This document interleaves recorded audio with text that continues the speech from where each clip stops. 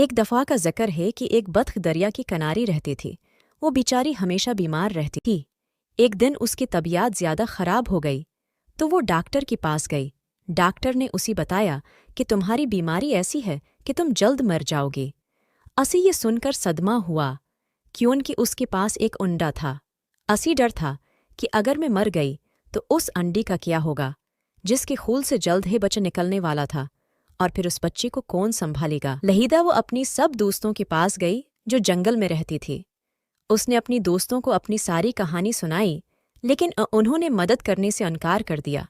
بیچاری بطخ نے ان کی کافی منتیں کیں کہ خدا کی لئی تم لوگ مرنے کے بعد میری بچی کو اپنی پاس رکھ لینا، لیکن کسی نے اس کی بات نہ مانی۔ بیچاری بطخ بھی کیا کرتے؟ اس کے ذہن میں خیال آیا کہ کیوں نہ میں بھائی مرغی کے پاس جاؤں، وہ ضرور میرے مدد کرے گا۔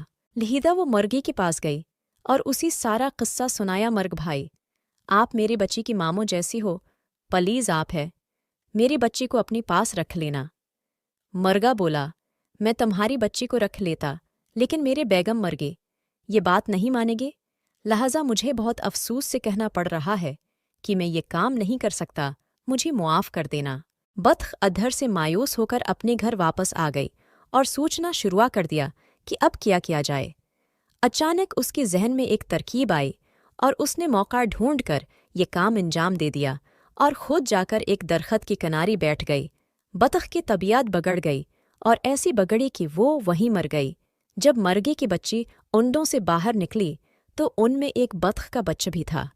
مرغا سب جان گیا تھا کہ بطخ اپنا انڈا آنکھ بچا کر مرغی کی اندوں کے ساتھ رکھ گئی ہے، لیکن اس نے مرغی کو بتانا مناسب نہ سمجھا۔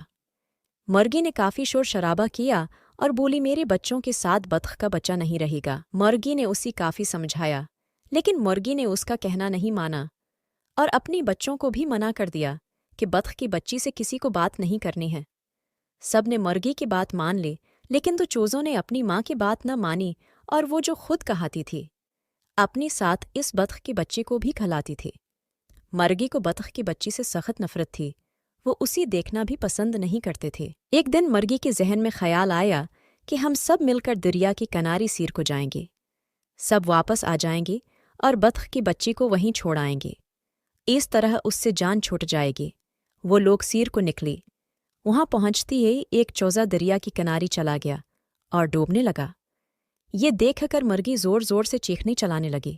بطخ کی بچی کو تیرنا آتا تھا، اس نے فوراً دریا میں تیرنا شروع کر دیا اور اس چوزی کو نکال کر باہر لے آیا۔ مرغی نے جب یہ دیکھا تو اسی اپنی کئی پر کافی شرمندہ ہوئی اور اس نے بطخ کی بچی سے معافی مانگ کر اسے اپنا بیٹا بنا لیا۔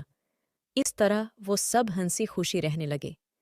دیکھا بچو، کیسی بطخ کی بچی نے مرغی کی بچی کو بچایا اور کیسی اس کا بھلا ہوا۔ اسی لئی تو کہتی ہیں کہ کر بھلا تو